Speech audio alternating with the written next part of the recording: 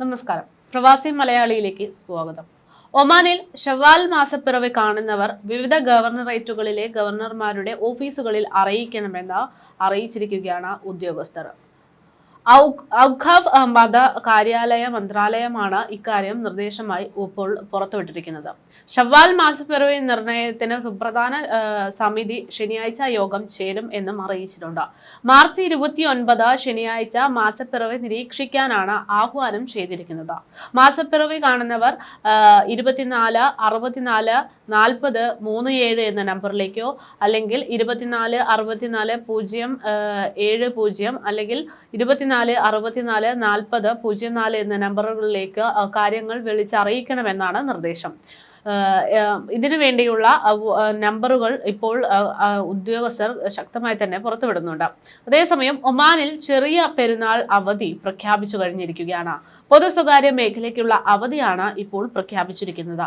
March 30 അതായത് ഞായറാഴ്ചയാണ് പെരുന്നാൾ എങ്കിൽ ഏപ്രിൽ 1 വരെയായിരിക്കും അവധി എന്നാണ് അറിയിച്ചിരിക്കുന്നത്. ബുധനാഴ്ച മുതൽ പ്രവൃത്തി ദിവസമായിരിക്കുമെന്നും ആരംഭിക്കുമെന്നും അറിയിച്ചിട്ടുണ്ട്.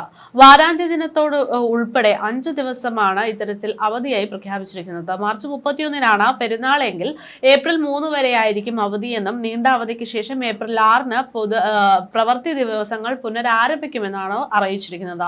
പൊതു സ്വകാര്യ മേഖലയിലെ സ്ഥാപനങ്ങൾക്ക് അവധി ബാധകമായിരിക്കുമെന്ന് അധികൃതർ അറിയിച്ചിട്ടുണ്ട്.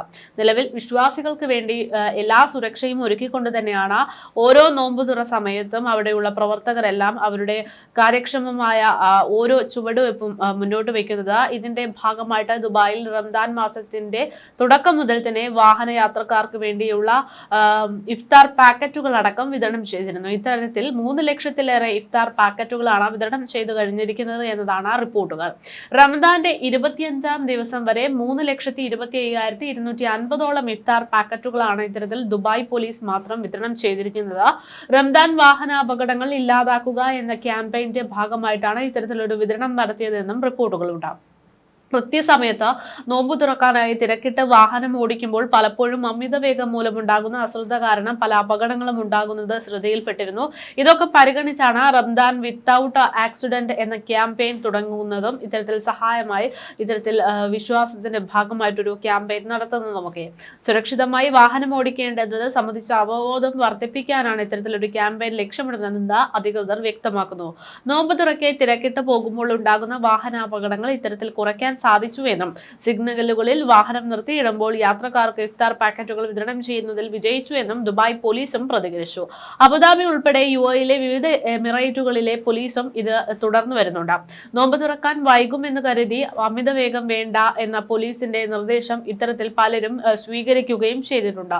ഇഫ്താർ പാക്കറ്റുകളിലെ വെള്ളം കുടിച്ചും ഭക്ഷണം കഴിച്ചും കൃത്യസമയത്ത് തന്നെ നോമ്പ് തുറക്കാൻ ആയി എന്ന സന്തോഷവും അവിടുത്തെ ജനങ്ങൾക്കുണ്ട്.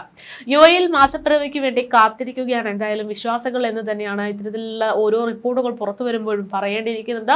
ഇസ്ലാം മത വിശ്വാസികളുടെ ഏറ്റവും പ്രധാനപ്പെട്ട ആഘോഷങ്ങളിൽ ഒന്ന് തന്നെയാണ് ചെറിയ പെരുന്നാൾ അഥവാ ഈദ് ഉൽ ഫിത്തർ. വിശുദ്ധ റമദാൻ പൂർത്തിയായതിന് പിന്നാലെയാണ് ഈ ദിവസം ആചരിച്ചു പോരുന്നത്. മാസപ്പിറവി കാണുന്നത് അനുസരിച്ചിട്ടാണ് വിവിധ രാജ്യങ്ങളിൽ പെരുന്നാൾ ആഘോഷിക്കാറുള്ളത്. ഇത്തവണത്തെ ചെറിയ പെരുന്നാൾ ആഘോഷം എന്നാണ് എന്ന് ഉറ്റുനോക്കുന്ന വിശ്വാസ സമൂഹത്തെയാണ് നമുക്കിപ്പോൾ കാണാൻ സാധിക്കുന്നത്. അതേസമയം കേരളത്തിൽ മാർച്ച് 2 റമദാൻ വ്രതം ആരംഭിച്ചിട്ടുണ്ട്. അതുകൊണ്ട് തന്നെ മാർച്ച് 30 മാസപ്പിറവി എന്നതൊക്കെ പലരും പറയുന്നുണ്ട്.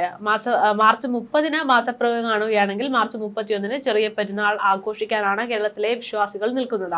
ഇതല്ല എങ്കിൽ റംദാൻ 30 പൂർത്തിയാക്കി ഏപ്രിൽ 1 പെരുന്നാൾ ആഘോഷം എന്ന് തന്നെയാണ് റിപ്പോർട്ടുകൾ. മാസപ്പിറവി കാണുന്നതുമായി ബന്ധപ്പെട്ട മതപണ്ഡിതന്മാർ ഔദ്യോഗിക പ്രഖ്യാപനം നടത്താൻ പോകുന്ന ആ ഒരു നിമിഷത്തിന് വേണ്ടി കാത്തിരിക്കുകയാണ് ഓരോ വിശ്വാസികളും. ശനിയാഴ്ചയോടെ അമാവാസി കഴിയുന്നതിനാൽ ഞായറാഴ്ചയാകും പിറ കാണുക എന്നുള്ള പ്രതീക്ഷയിൽ തന്നെയാണ് ഇപ്പോൾ പോകുന്നത്. എന്തായാലും മാർച്ച് 31 പെരുന്നാൾ ആകാൻ സാധ്യതയുണ്ട് എന്നുള്ള വിദഗ്ധരുടെ നിർദ്ദേശമൊക്കെ ഇതുമായി ബന്ധപ്പെട്ട പുറത്തു വന്നിട്ടുണ്ട്.